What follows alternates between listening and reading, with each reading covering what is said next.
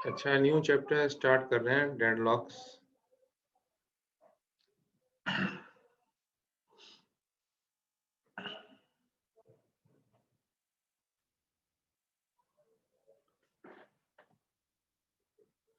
Attendance में लेता हूँ, एंड में लेता हूँ क्लास के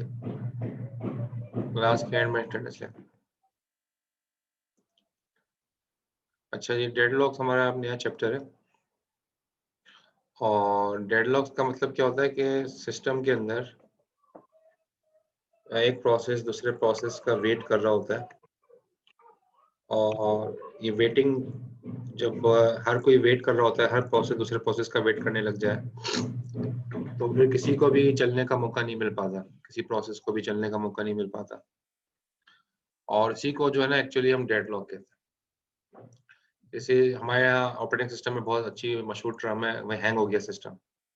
ठीक है ना, हैंग होने का सिस्टम जो कॉन्सेप्ट है, हैंग हो गया। हैंग का मतलब क्या है कि सिस्टम रेस्पॉन्ड ही नहीं कर रहा।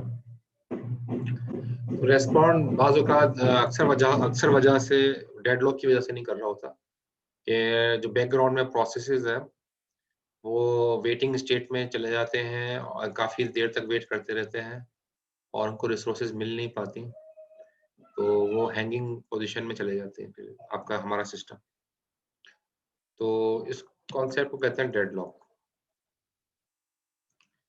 तो ये इम्पोर्टेंट टॉपिक है ऑपरेटिंग सिस्टम का, क्योंकि ज़ाहिर है डेडलॉक तकरीबन हर ऑपरेटिंग सिस्टम में, मतलब कुछ ऑपरेटिंग सिस्टम तो ऐसे होते हैं वो कोशिश करते हैं कि डेडलॉक हो ही नहीं।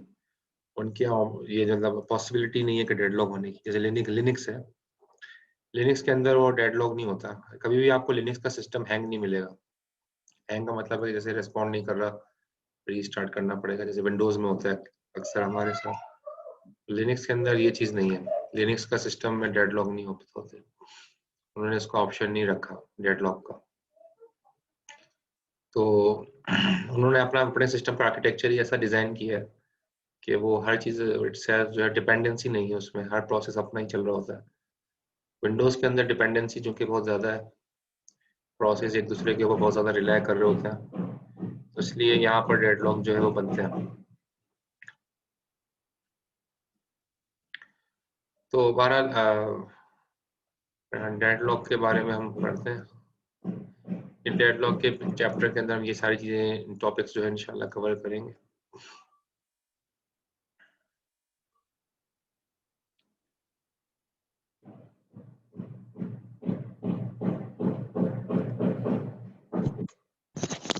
अस्सलाम वालेकुम सर।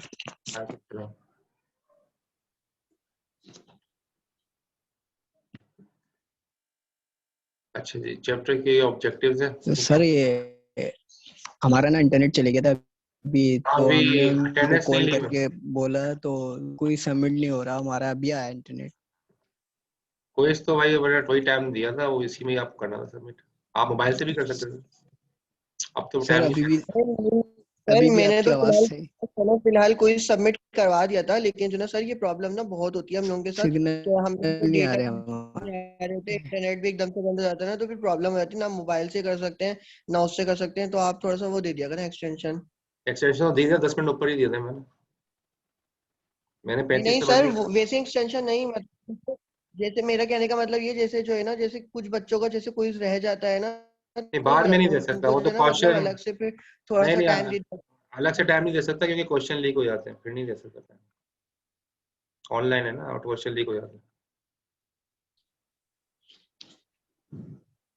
अच्छा जी, आगे चलते हैं। सर जी, सर हमारा ये क्विज बता दें, नेट मसला कर रहा है हमारा ना। क्विज तो खत्म हो चुका है बेटा, बेटे को लेक्चर चल रहा है आपका यस कोई। सर, लेकिन सर सबमिट नहीं हो रहा था ये। हाँ, तो ये आपके अपने एंड में प्रॉब्लम था। सबमिशन का टाइम से 10 मिनट ऊपर ही मैंने बंद किया। सर टाइम कितना था इस पे शो भी तो नहीं हो रहा था। टाइम तो मैंने लिख दिया था ना, फेसबुक ग्रुप पे नहीं हुआ, मैंने कह भी दिया था, लिख भी दिया था। आप क्लास में थे ब्रेक से पहले, क्विज से पहले, उसमें बताया कि मैंने फेसबुक ग्रुप पे भी लिखा। सर हमारा ना इंटरनेट चले गया था, वो सही कर रहे थे आप हम। ये इशू तो होगा, आप जाहिर है इसको तो आप अपने एंड पे देखें। क्विज तो मैं दोबारा नहीं ले सकता क्योंकि ये आपके पास जब मैंने पिछले हफ्ते बता दिया था आपको सारा बैकअप अरेंज करके रखना था।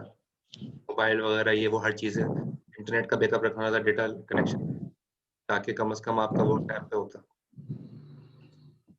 सर अच्छा अभी मैं क्लास ले रहा हूँ, अभी क्लास चले ठीक है। क्विज आपका नहीं होगा अब दोबारा। अच्छा ये हम आगे चल रहे हैं। डेडलॉक क्या है? In a multiprogramming environment several process में compete for a finite number of resources. होता है क्या मल्टी प्रोग्रामिंग के अंदर के, जाहिर है एक प्रोसेस तो है नहीं, मल्टीपल प्रोसेसेस हैं। मल्टी प्रोग्रामिंग एनवायरनमेंट में मतलब क्या है, मल्टीपल प्रोसेस हैं, एक प्रोसेस नहीं है। और हर प्रोसेस जो है वो रिक्वेस्ट कर रहा होता है रिसोर्सेज के लिए। प्रोसेस रिक्वेस्ट रिसोर्सेज, ठीक है। प्रोसेस जो है वो रिसोर्सेज के लिए रिक्वेस्ट कर रहा होता है। If the resources are not available at that time, the process enters a waiting state. अब अगर रिसोर्सेज नहीं है तो प्रोसेस क्या करेगा? वेट करेगा, क्योंकि अगर वो अवेलेबल नहीं है, कोई दूसरा प्रोसेस है जो कि उन रिसोर्सेज को हायर किया हुआ है। जैसे प्रिंटिंग है, आप प्रिंटिंग के लिए आपने प्रिंट आउट भेजा, लेकिन वो प्रिंटर अभी दूसरे के प्रिंट आउट निकाल रहा है, तो वो रिसोर्स अवेलेबल नहीं है, प्रिंटर की रिसोर्स अवेलेबल नहीं है। तो हम जो प्रिंट आउट भेजना चाह रहे हैं वो प्रोसेस जो है वो वेट करेगा। कब तक वेट करेगा? कि जब तक वो पिछला प्रोसेस कंप्लीट ना हो जाए, जो करंट प्रिंटिंग चल रही है वो कंप्लीट ना हो जाए। तो sometimes a waiting process is never again able to change state because the resources it has requested। होता यही है कि आज अक्सर औकात ये होता है कि वो जो वेटिंग स्टेट है ना, वेटिंग स्टेट में ही रहता है, वो उसको वो रिसोर्स मिल ही नहीं पाती, क्योंकि वो मुसलसल जो है ना वो बिजी रहता है। तो वेटिंग स्टेट के अंदर रहने से वो उसको रिसोर्स मिल नहीं पाती, और जब इस तरह बहुत सारे प्रोसेस हो जाएं तो सिस्टम में डेडलॉक हो जाता है, ये सब वेटिंग में चले जाते हैं, एक दूसरे का वेट कर रहे होते हैं, और इसी को हम डेडलॉक कहते हैं।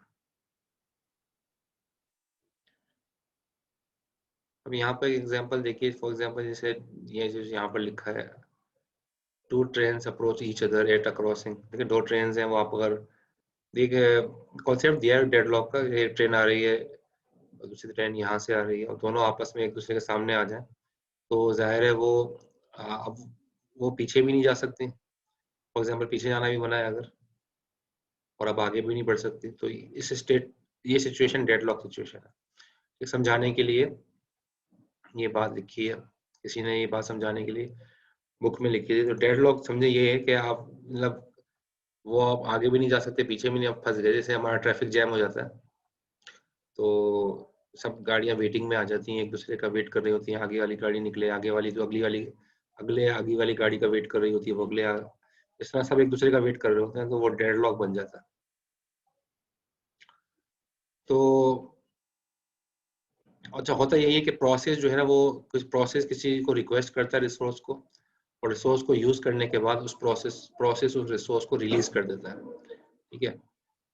जैसे प्रिंटर में पेजेस भेजे, पेजेस प्रिंट आउट हो गए, तो फिर वो प्रिंटर को फ्री कर देता है ताकि दूसरा प्रोसेस जो है वो उस रिसोर्स को एक्वायर कर सके।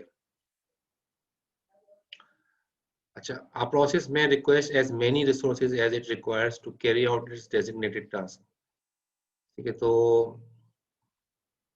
एक प्रोसेस एक से ज्यादा रिसोर्सेज को रिक्वेस्ट कर सकता है। सारे तौर पे एक प्रोसेस है P1, ठीक है, उसको हार्ड डिस्क भी चाहिए,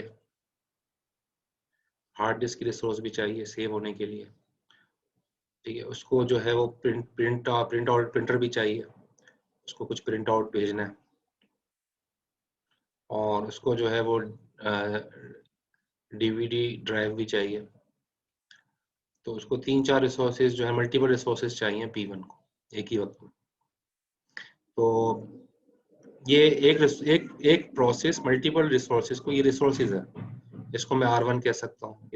हार्ड डिस्क आपकी R1 हो गई, प्रिंटर आपका रिसोर्स 2 हो गई R2, और डीवीडी आपकी तीसरी रिसोर्स हो गई R3।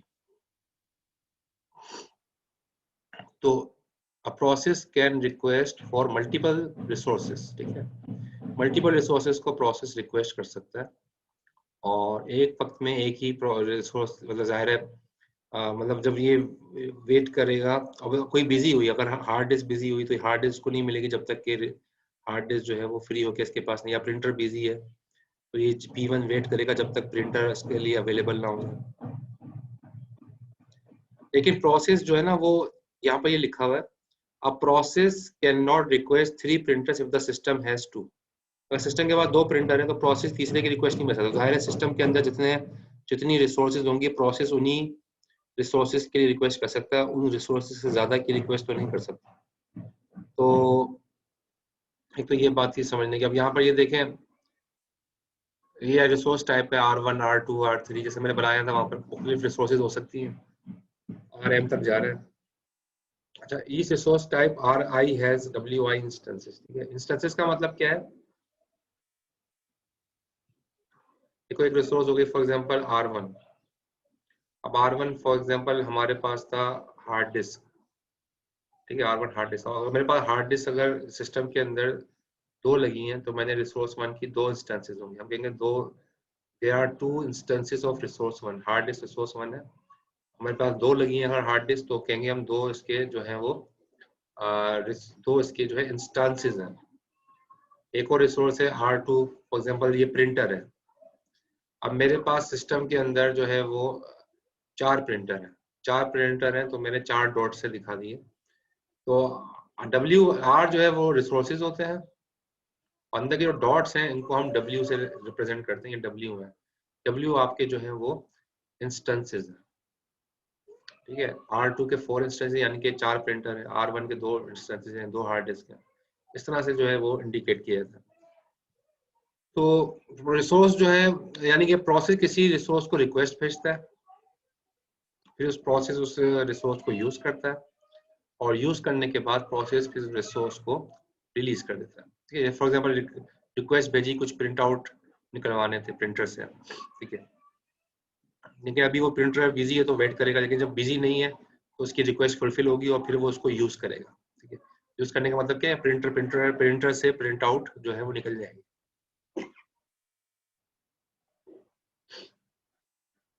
और फिर जब प्रिंट आउट निकल जाएंगे तो वो प्रोसेस जो है उस रिसोर्स को रिलीज कर देगा।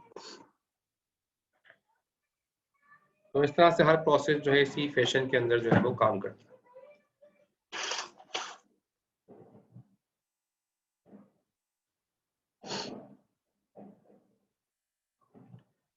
और यहाँ पर इलस्ट्रेशन दिखाया डेडलॉक का कि to illustrate a deadlock state consider system with 3 CDRW drives. एक सिस्टम है,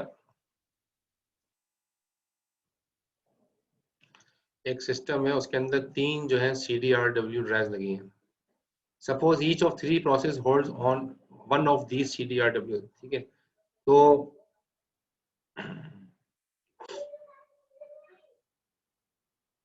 प्रोसेस भी 3 है। ठीक है ना, प्रोसेस भी 3 है और CDRW की ड्राइव्स भी 3 है।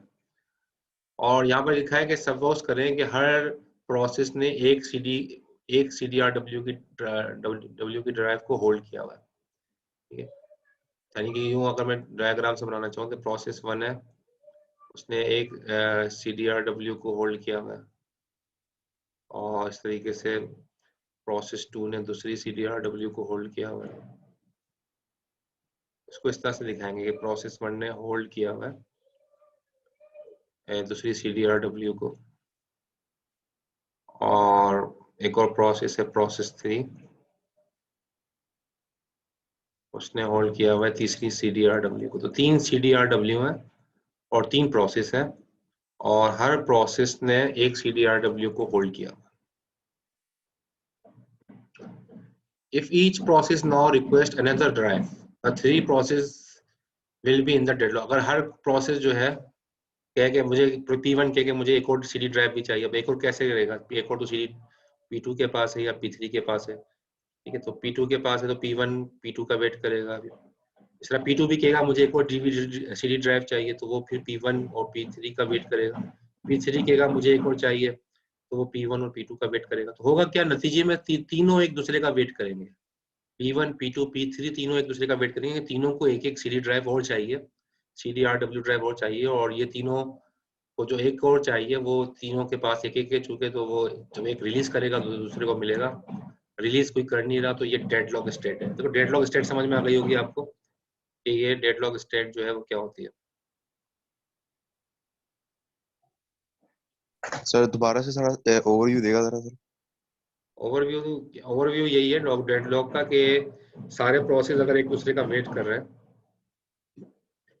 तो ये डेडलॉक होता है कि पहला प्रोसेस अगर अपना रिसोर्स रिलीज करे तो दूसरे को मिलेंगे, तो दूसरा अगर रिलीज करे तो पहले को मिलेंगे। अब वो सब अगर एक दूसरे का वेट करें, जैसे अगर ट्रैफिक के अंदर गाड़ियां एक दूसरे का वेट करती हैं और ट्रैफिक जैम हो जाता है, तो प्रोसेस भी इस तरह एक दूसरे का वेट करते हैं, उसी को हम डेडलॉक कहते हैं।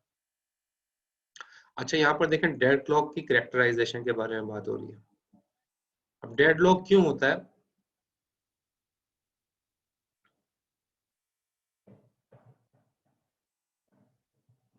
A deadlock can arise if four conditions hold simultaneously। ठीक है, ये चारों कंडीशन जो नीचे दी हुई हैं कि चारों की चारों अगर हो जाएंगी एक ही वक्त में तो डेडलॉक हो जाएगा। तो first one is mutual exclusion. Mutual exclusion का मतलब क्या है? Only one process at a time can use a resource. एक वक्त में एक ही प्रोसेस जो है वो रिसोर्स को यूज करेगा। ठीक है, तो यानी कि एक वक्त में एक प्रोसेस एक से ज्यादा रिसोर्सेज को यूज नहीं कर सकता, तो जाहिर है ये इसको कहते हैं म्यूचुअल एक्सक्लूजन। ठीक है, तो only one process time can use a resource, at least one resource is not, एक रिसोर्स इसमें कम से कम ऐसी होगी जो कि नॉन शेयरेबल होगी, यानी कि इसको शेयर नहीं किया जा सकता। बाकी शेयरेबल रिसोर्सेज होंगी। जैसे प्रिंटर है, प्रिंटर को अगर नॉन शेयरेबल कर दो तो बाकी सबको शेयर कर दो, तो एक रिसोर्स इसके अंदर नॉन शेयरेबल होगी और एक एक वक्त में एक ही रिसोर्स यूज की जाएगी। तो म्यूचुअल एक्सक्लूजन इसको कहते हैं। होल्ड एंड वेट का मतलब क्या है? A process holding at least one resource is waiting to acquire additional resources held by other processes। यानी कि एक प्रोसेस है P1 को समझाने के लिए, होल्ड एंड वेट को समझाने के लिए एक प्रोसेस है P1, उसने एक रिसोर्स को होल्ड किया हुआ है अपने पास, एक रिसोर्स उसके पास है, फॉर एग्जांपल प्रिंटर उसके पास है, तो मैंने लिख दिया रिसोर्स 1 उसके पास है, और रिसोर्स 2 का वो वेट कर रहा है। Resource 2 for example hard disk है, कुछ भी हो सकता है, वो उसका वेट कर रहा है। तो ये इसको कहते हैं होल्ड एंड वेट, कि एक होल्ड किया हुआ रिसोर्स और एक का वेट कर रहा है। ठीक है, तो अगर ये कंडीशन, इस कंडीशन को होल्ड एंड वेट कहते हैं। नो प्रीएम्पशन का मतलब क्या है? रिसोर्सेज कैन नॉट बी प्रीएम्प्टेड, यानी कि रिसोर्सेज एक मर्तबा किसी प्रोसेस को रिसोर्स मिल गई, जब तक वो अपना काम कंप्लीट ना कर ले उससे रिसोर्सेज वापस नहीं ली जाएंगी, उसको कहते हैं नो प्रीएम्पशन। ठीक है, resources cannot be preempted, that is a resource can be released only voluntarily by the process holding it। यानी कि जब तक प्रोसेस उसको खुद से voluntarily रिलीज ना करे, वो प्रोसेस जो है वो उससे हटेंगी नहीं, प्रीएम्प्ट नहीं होंगी, या फिर वो अपना टास्क कंप्लीट कर ले। ठीक है ना, जब वो अपना काम कंप्लीट कर लेगा फिर उसका प्रोसेस रिसोर्स रिलीज की जा सकती है, उससे पहले नहीं। इस कंडीशन को कहते हैं नो प्रीएम्पशन। और चौथी है सर्कुलर वेट। सर्कुलर वेट का मतलब क्या है? मुख्तलिफ प्रोसेस है P0 P1 कहाँ तक जा रहा है सिलसिला Pn तक, और सब प्रोसेस एक दूसरे का वेट कर रहे हैं। फॉर एग्जांपल P0 प्रोसेस है, वो वेट कर रहा है P1 का। ठीक है, P1 प्रोसेस है, वो वेट कर रहा है P2 का। इस तरह P2 प्रोसेस है, वो वेट कर रहा है P3 का, और P3 प्रोसेस वेट कर रहा है P1 का। अब ये सर्कुलर वेट हो गया कि P0 का 1 का नहीं 0, तो ये सर्कुलर वेट हो गया कि P0 P1 का वेट कर रहा है, P1 P2 का वेट कर रहा है, P2 P3 का वेट कर रहा है, P3 P0 का वेट कर रहा है, और P0 अगेन किसका वेट कर रहा है? सॉरी, P3 किसका वेट कर रहा है? अगेन P0 का। यहाँ से P3 जो है वो P0 का वेट कर रहा है, यहाँ पे मैंने इसको शो करके दिखा दिया। तो ये सर्कुलर वेट हो गया। ठीक है, कि P0 से स्टार्ट हुआ था, दोबारा घूम फिर के P0 पे ही आ गया। ये वेटिंग जो है सर्कुलर वेटिंग है, इसलिए इसको कह रहे हैं सर्कुलर वेट। जब सर्कुलर, ये चारों कंडीशन एक साथ हो जाए, mutual exclusion, hold and wait, no preemption और सर्कुलर वेट, जब चारों कंडीशन एक साथ हो जाए तो वो हो जाता है, फिर जो है डेडलॉक जो है हो जाता है। ठीक है, चारों होने से एक साथ फिर डेडलॉक हो जाता है, सिस्टम फिर हैंगिंग पोजीशन में चला जाता है। सर ये नो प्रीएम्पशन बताया क्या होता है? आवाज क्लियर नहीं, क्या कह रहे हैं? मैं कह रहा हूँ नो प्रीएम्पशन में क्या होता है, दोबारा बताएगा जरा। दोबारा कौन सा बता रहा है? Circular wait, no preemption. No preemption sir. हाँ, नो प्रीएम्पशन। नो प्रीएम्पशन ये होता है कि रिसोर्सेज किसी के पास हैं, तो जब तक वो रिलीज नहीं कर रहा प्रोसेस, उस वक्त तक उससे कोई छीनेगा नहीं। जब तक वो अपना टास्क, प्रिंटर टास्क कंप्लीट कर रहा है, प्रिंटर को 100 पेजेस निकालने, प्रिंटर को 100 पेजेस निकालने हैं। अब 100 में से उसने जब तक वो 100 कंप्लीट नहीं कर लेगा, उस वक्त तक वो रिसोर्स उसे छीनेगी नहीं। ये नहीं होगा कि 10 पेजेस निकालने के बाद प्रिंटर को रोक के कहा जाए कि भाई तुम दूसरे के प्रिंट आउट निकालो, इसके बाद में निकाल लेना। ऐसा नहीं होगा। नो प्रीएम्पशन का मतलब है कि रिसोर्सेज किसी एक प्रोसेस को मिल गए, जब तक वो कंप्लीट ना कर ले, उस वक्त तक उससे रिलीज नहीं, उससे रिसोर्सेज छीनी नहीं जाएंगी। ये नो प्रीएम्पशन। तो चारों कंडीशंस का जो है वो, जब चारों कंडीशंस ट्रू हो जाती है सिस्टम में, म्यूचुअल एक्सक्लूजन, यानी कि एक वक्त में एक रिसोर्सेज प्रोसेस ही एक रिसोर्स को होल्ड करेगा। होल्ड एंड वेट, एक प्रोसेस एक का होल्ड किया हुआ है रिसोर्स को और एक का वेट कर रहा है। नो प्रीएम्पशन, कोई प्रोसेस जो है जब तक दूसरा प्रोसेस रिलीज ना कर दे वो उसको एक्वायर नहीं कर सकता। और सर्कुलर वेट यही है कि सारे प्रोसेस एक दूसरे का वेट कर रहे हैं और आखिरी प्रोसेस पहले वाले का वेट कर रहा है, तो ये सर्कुलर वेट है। तो ये चारों चीजें हो जाती है एक साथ, तो डेडलॉक सिस्टम जो है डेडलॉक स्टेट में चला जाता है। क्लियर हो गई ये चारों? No preemption, circular wait, hold and wait, mutual exclusion.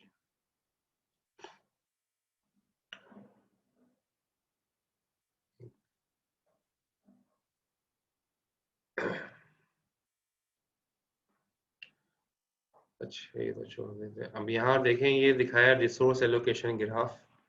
Resource allocation graph कैसे हो बनाए गए, हम आगे जाके देख लेते हैं हम इसको।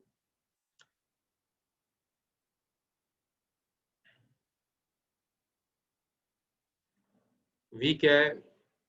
वी है total number of set of vertices को हम वी कह रहे हैं, और सेट ऑफ एजेस को हम ई कहेंगे। ठीक है, यानी कि वर्टिसेस और एजेस है। तो वर्टिस के दो तरह के वर्टिसेस होते हैं अगर हम रिसोर्स एलोकेशन ग्राफ की हम बात कर रहे हैं, यानी कि हमें दिखाएंगे कैसे कि सिस्टम जो है वो डेडलॉक स्टेट में है या नहीं। तो रिसोर्स एलोकेशन ग्राफ यानी कि रिसोर्स, कौन सी रिसोर्स किस प्रोसेस को मिली नहीं है, उसको हम ग्राफ के जरिए भी दिखा सकते हैं। और ग्राफ के अंदर वर्टिसेस भी होंगे और उसमें एजेस भी होंगी। वर्टिसेस की दो तरह के हो सकते हैं। एक वर्टिसेस को होगा जो जिसको हम पी कहेंगे। पी कौन से प्रोसेस, कौन से वर्टिसेस है? पी वो है जो प्रोसेस को शो कर रहा है, P1 P2 से Pn तक। A set of consisting of all processes in the system। System में जितने प्रोसेसेस हैं उनको हम P से डिनोट करेंगे। और R क्या है? Resources, set of resources. System में जितनी रिसोर्सेज हैं उसको हम R से डिनोट कर रहे हैं। और रिक्वेस्ट एज जो है वो हमेशा प्रोसेस से रिसोर्स की तरफ होगी। इसकी डायरेक्शन जो है ना, ये एरो की डायरेक्शन है, वो प्रोसेस से रिसोर्स की तरफ होगी। तो हम कहेंगे PI is requesting for resource RJ। Process PI is requesting for resource RJ। ठीक है, तो ये जब भी ये इसको कहेंगे रिक्वेस्ट एज के रिक्वेस्ट, ये रिक्वेस्ट एज है। असाइनमेंट एज क्या है? वो हमेशा रिसोर्स से प्रोसेस की तरफ होगी। हम कहेंगे RJ is assigned to process PI। Resource RJ is assigned to process PI। तो ये समझ में आ गया, रिक्वेस्ट एज और असाइनमेंट एज। रिक्वेस्ट एज जब कोई प्रोसेस किसी रिसोर्स को रिक्वेस्ट कर रहा हो, और असाइनमेंट एज जब कोई रिसोर्स किसी प्रोसेस को मिल जाए। फॉर एग्जाम्पल, ये अगर हम रिक्वेस्ट एज की बात करें, प्रिंटर जो है PI एक प्रोसेस है, उसको RJ समझो रिसोर्स है। रिसोर्स क्या है? प्रिंटर है। PI ने रिक्वेस्ट भेजी है प्रिंटर की RJ की तरफ, और यहाँ क्या है? RJ प्रिंटर ही है, यह प्रिंटर जो है PI को मिल गया। प्रिंटर जो है PI को मिल गया, RJ जो है वो PI को मिल गया। तो क्लियर हो गया रिक्वेस्ट एज और असाइनमेंट एज।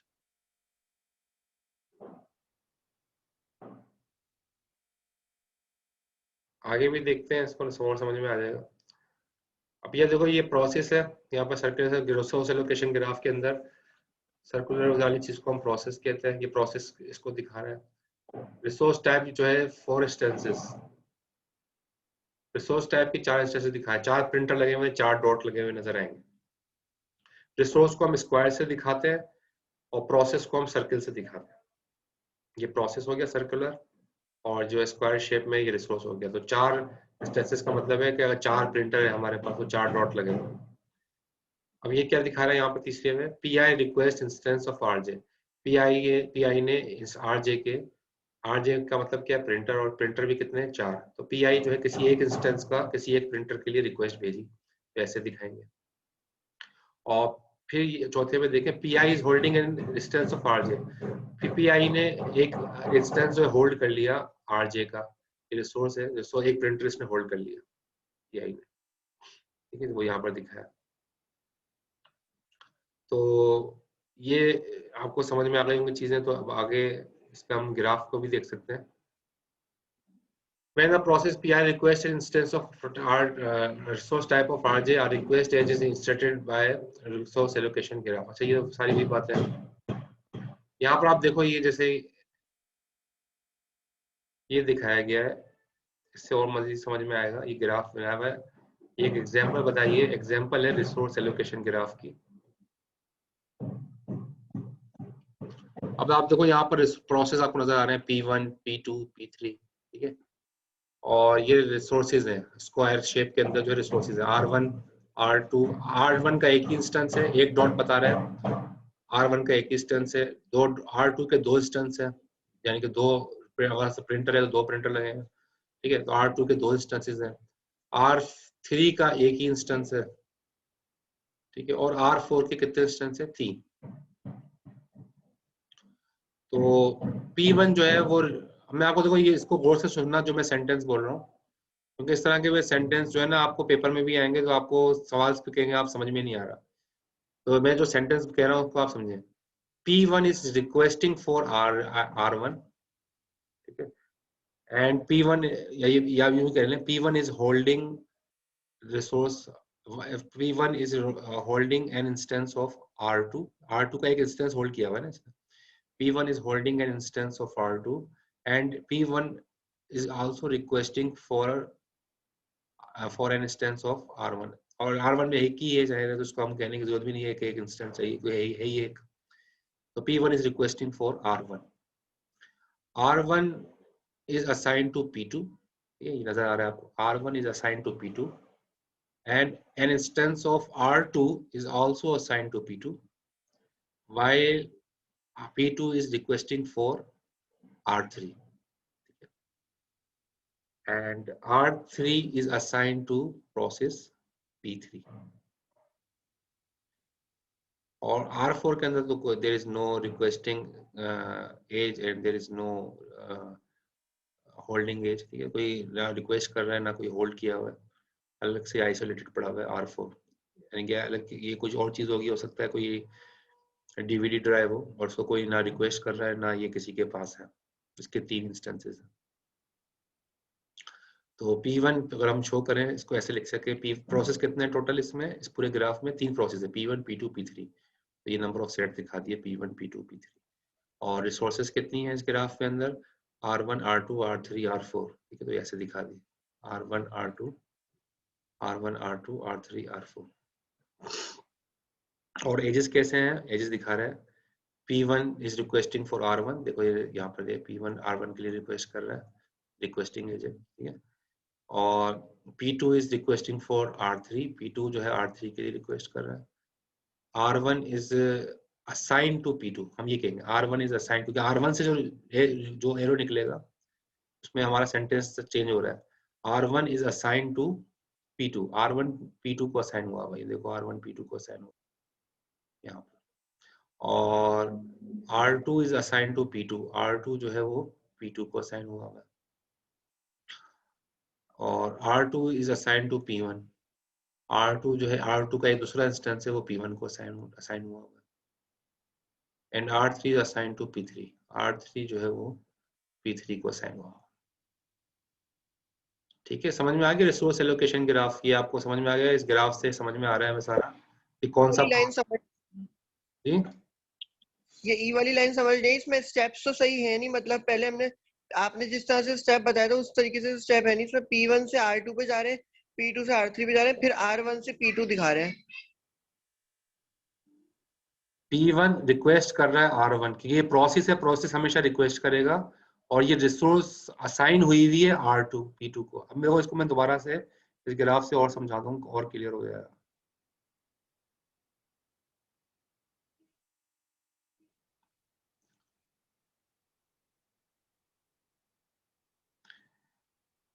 P1 रिक्वेस्ट कर रहा है R1 के लिए। R1 हो सकता है प्रिंटर हो, ठीक है, लेकिन ये प्रिंटर का एक ही प्रिंटर है, डॉट लगा हुआ है, एक डॉट है मतलब एक प्रिंटर है। तो ये प्रिंटर किसको मिला हुआ है? P2 को। R1 is assigned to P2। तो P1 किसके लिए वेट कर रहा है? R1 का। लेकिन R1, अब देखो इसका एक एरो का भी फर्क देखो, इसका एरो जो है ना स्क्वायर के बाहर ही खत्म हो गया, देख रहे हो? इसका एरो स्क्वायर के बाहर ही खत्म हो गया। इसका ये जो है ना ये रिक्वेस्ट कर रहा है, ये रिक्वेस्ट कर रहा है, P1 रिक्वेस्ट कर रहा है R1 को, लेकिन R1 जो है वो किसके पास है? R1 किसके पास है? P2 के पास, ठीक है। और P2 सर मैं किसको, यही तो बोल रहा हूँ कि मतलब इसमें जो हमने लिखा हुआ है, जो ई वाली लाइन में लिखा हुआ है, पहले लिखा हुआ है P1 जो है वो जो है उसको R1 जो रिक्वेस्ट कर रहा है, सही है P1 को। और जो जब दूसरा R1 कभी भी रिक्वेस्ट नहीं करेगा, R1 तो असाइन होगा। ओ सॉरी जो है ना, और फिर दूसरा लिखा हुआ है P2 एरो R3 लिखा हुआ है, तो इससे पहले ये R1 P2 नहीं आना चाहिए था। कुछ भी हो सकता है, P1 किसी को भी रिक्वेस्ट कर सकता है, ये तो प्रोसेस 1 है, किसी को भी रिक्वेस्ट, R3 को भी रिक्वेस्ट कर सकता है, ये किसी को भी कर सकता है। नहीं वो तो सही है सर। मैं ये बोल रहा हूँ सर कि जैसे इसमें स्टेप 1 जो है हमारा P1 और R1 का लिखा हुआ है, और स्टेप 2 इसमें P2 R3 का लिखा हुआ है, और स्टेप 3 जो है R1 P2 लिखा हुआ है। तो मैं ये बोल रहा हूँ स्टेप क्या मतलब ये कह रहे हो आप? जी ये तो आप किसी भी ऑर्डर में लिख सकते हो, जरूरी थोड़ी है इस ऑर्डर में, किसी भी ऑर्डर में यानी कि ये वाली लाइन आप आखिर में भी लिख सकते हो जो पहले लिखी है। अच्छा तो कॉमा लगा हुआ है ना बीच में, कॉमा का मतलब है सब अलग अलग है, और कोई सा मतलब ये इसमें जो ग्राफ में आपको दिख रहा है वो लिखना है सेट के अंदर, तो वो लिख दो सही। आप, इस ऑर्डर में भी लिख दो। और सर ये पेपर में किस तरह से आएगा? मतलब हमें आप सवाल लिख के देंगे, हमें ग्राफ और ये दोनों चीजें बनानी होंगी, ग्राफ भी बना के देंगे, हमें सिर्फ लिखना है? अभी तो बात अधूरी हुई है, अभी तो पूरी बात ही नहीं हुई। पेपर में जो सवाल आएगा वो तो आपको दिखाता हूँ आगे जाके। अभी तो ये कॉन्सेप्ट समझेंगे कि आपको ये रिसोर्स एलोकेशन ग्राफ क्या होता है, अभी तो आपने ये समझा है। सही सर।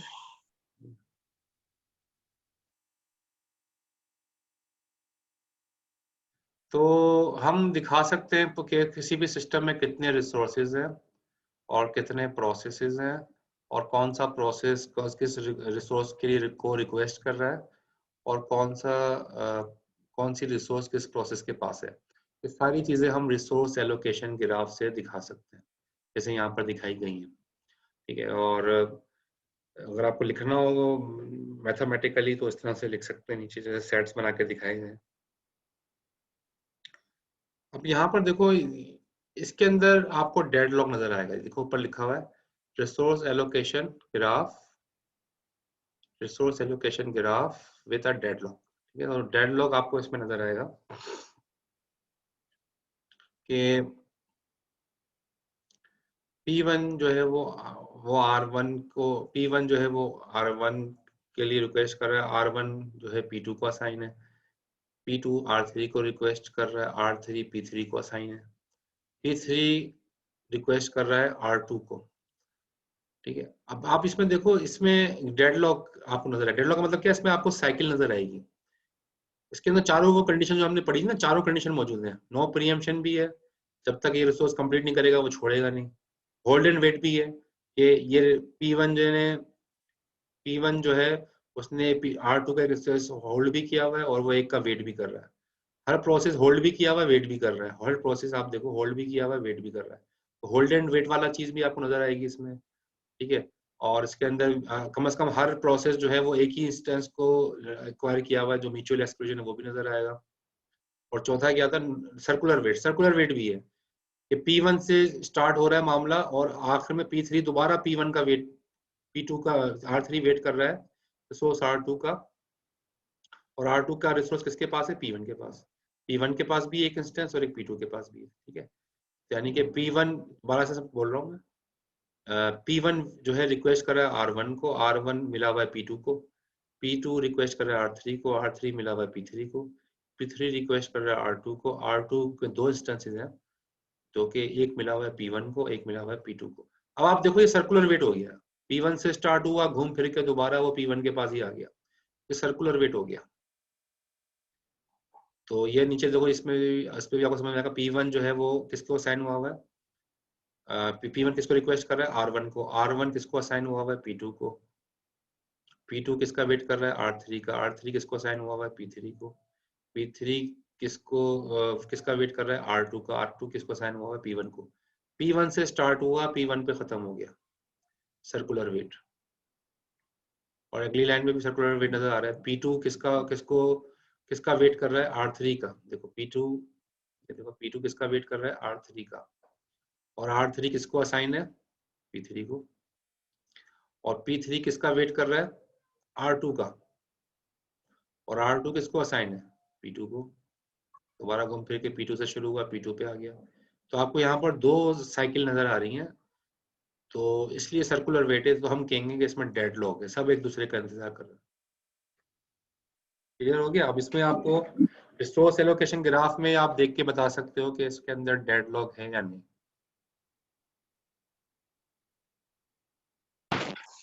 सर इसके अंदर ये जो R4 लिखा हुआ है, इसका क्या काम है इसमें? अभी ये ऐसी जो रिसोर्स होती है कोई इस्तेमाल नहीं कर रहा होता सिस्टम में, ऐसी भी तो होती है ना, कोई अभी इस्तेमाल नहीं कर रहा, तो है तो वो रिसोर्स ही, लेकिन उसको कोई ना, उसको कोई रिक्वेस्ट भेज रहा है इस वक्त नहीं कर रहा, हो सकता है फ्यूचर में करे। सर इस ग्राफ में डेडलॉक को थोड़ा क्लियर कर दें, डेडलॉक इस ग्राफ में समझ नहीं आ रहा। डेडलॉक समझ में नहीं आ रहा। P1 रिक्वेस्ट कर रहा है R1 को, R1 P2 के पास है, P2 रिक्वेस्ट कर रहा है R3 को, R3 P3 के पास है। घूम फिर के दोबारा अगर P1 पे आ जाएंगे ना, P3 किसको रिक्वेस्ट कर रहा है R2 को, R2 किसके पास है P1 के पास। तो P1 से स्टार्ट हुआ, घूम के दोबारा P1 पे आ गया, ये डेडलॉक हो गया, सर्कुलर वेट। सर्कुलर वेट इसी को कहते हैं। सर्कुलर वेट में मतलब है कि घूम फिर के वापस पहले प्रोसेस पे ही आ जाएंगे, यानी कि ये वेटिंग मुसलसल चल रही है और सब एक दूसरे का वेट कर रहे हैं, तो डेडलॉक हो गया।